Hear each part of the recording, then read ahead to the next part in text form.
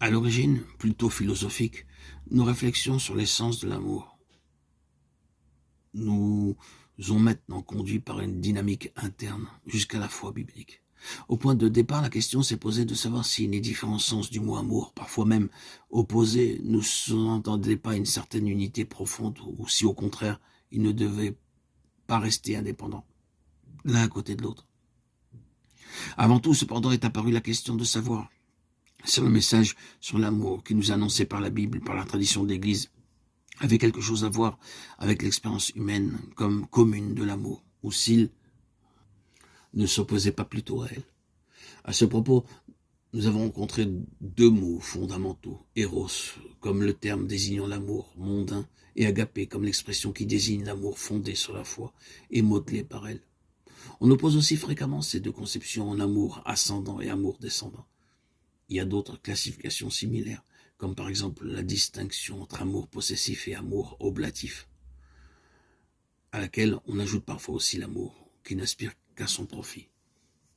Dans le débat philosophique et théologique, ces distinctions ont souvent été radicalisées jusqu'à les mettre en opposition entre elles.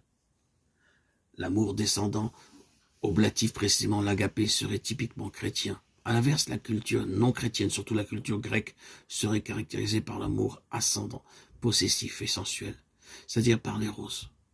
Si on voulait pousser à l'extrême cette antithèse, l'essence du christianisme serait alors coupée des relations vitales et fondamentales de l'existence humaine et constituerait un monde en soi, à considérer peut-être comme admirable, mais fortement détaché de la complexité de l'existence humaine. En réalité, Eros et Agapé, amour ascendant et amour descendant, ne se laissent jamais séparer complètement l'un de l'autre. Plus ces deux formes d'amour, même dans des dimensions différentes, trouvent leur juste unité dans l'unique réalité de l'amour, plus se réalise la véritable nature de l'amour en général.